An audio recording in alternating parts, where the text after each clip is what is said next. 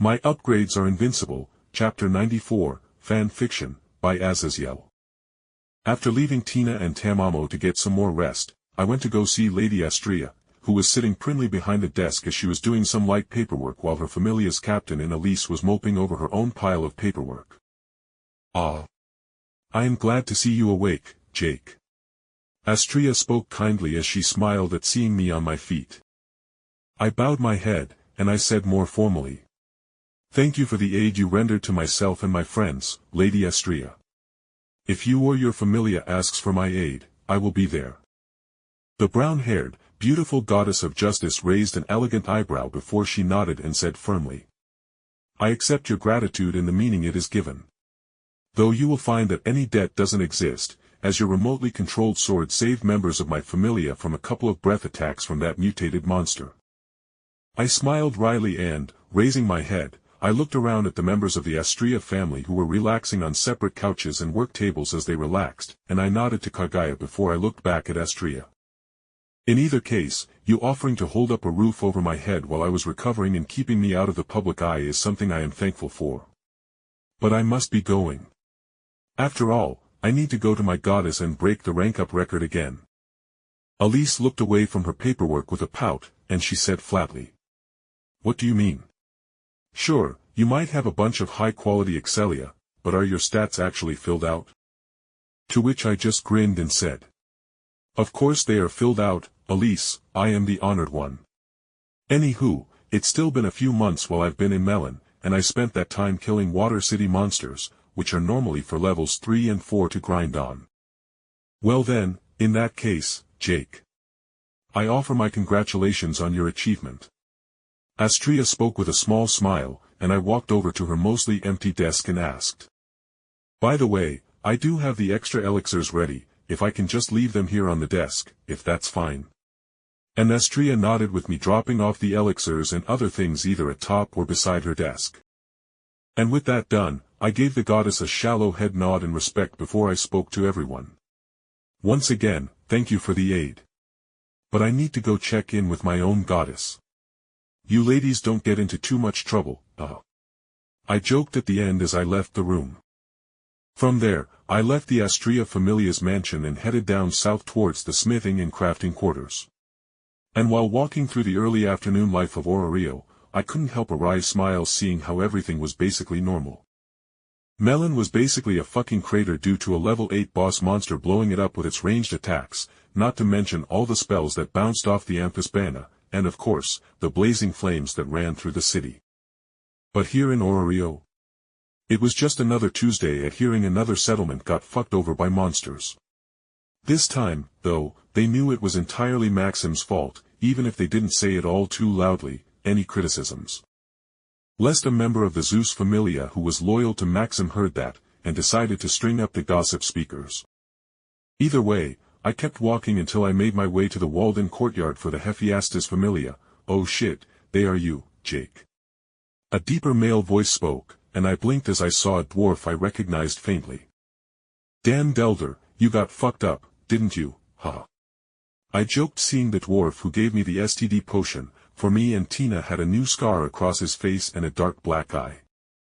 But the dwarf just laughed deeply before he said proudly, "Ha! I will wear this scar with pride, you know. Got it when I headbutt this shitty infant dragon in the dungeon, and with my spiked helmet, I won that fight, ha. I am level 2 now, just like you." I brushed a hand through my hair with a wide shit-eating grin. "Damn dude, that's good news.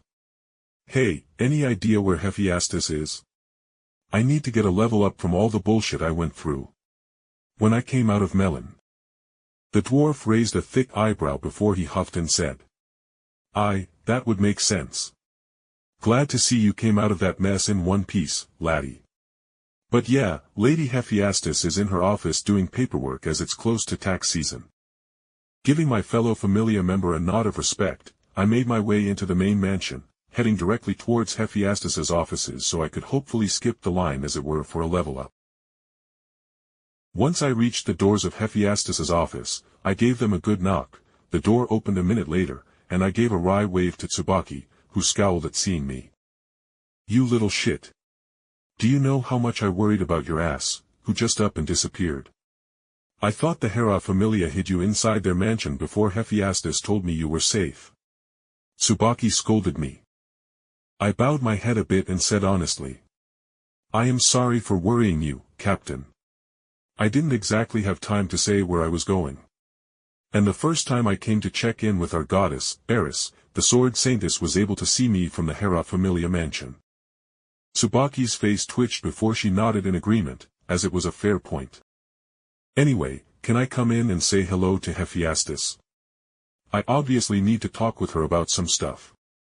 To which Tsubaki just raised an eyebrow. Clearly wanting to be petty at me for making her worry so much with Tina and my own disappearance. But after a minute, Hephaestus's amused voice spoke up in almost a shout. Tsubaki. Get your ass back in and get back to your paperwork. With the one-eyed half-Amazon pouting as she bounced back into the office, and seeing me whole, Hephaestus nodded with a small smile as I gave her a grin. Hey, so don't I have a story in dealing with that damned Amphisbaena? The goddess and level 4 raised their eyebrows, and then I broke into the tale of how I used and broke dozens of swords and greatswords upon the monster's form, but I still in the end killed more than half of the monster's heads. Which obviously played a pivotal role in killing such a massive boss monster, which would gain me insane amounts of Excelia. After a moment of silence, Tsubaki's face twitched as she looked at her goddesses and asked almost pleadingly. Goddess. Please tell me that the level 2 didn't show up for the sword saintess. Not a level 2 for much longer, Tsubaki, Hephaestus said with a tone that just screamed she wanted a whole bottle of Soma's personal best wine to drown out the thoughts of my bullshit.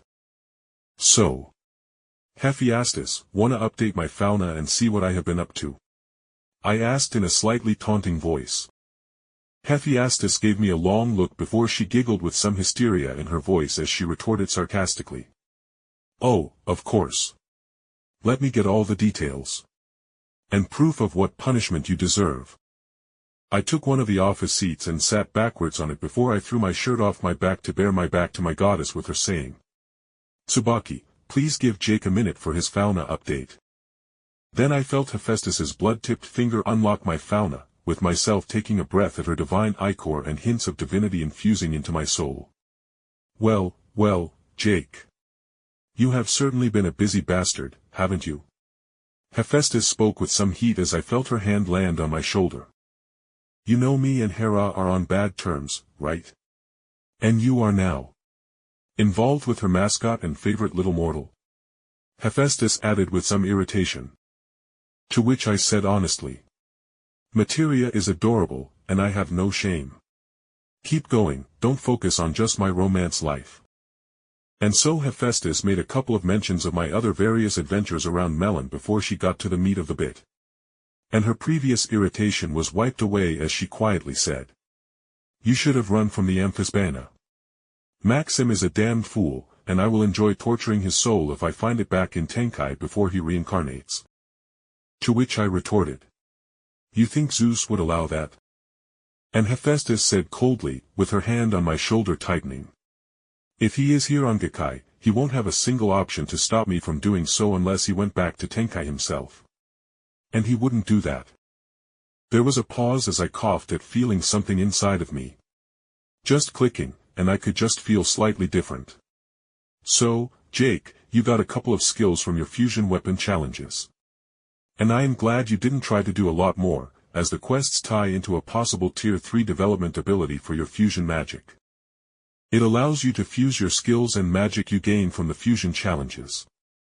And allows you to take longer trials than just slaying a boss monster, for example, is what I am getting out of it. But you also gained an independent skill from your nonsense with the Amphisbaena. I felt Hephaestus's hand moving across my back before she said more firmly. So I assume you want the next upgrade to your fusion magic. To which I nodded and said. Yes, it's the core component of my skill set. But now that I am level 3 and can properly defend myself, I can do a number of the trials and gain skills and magic from those.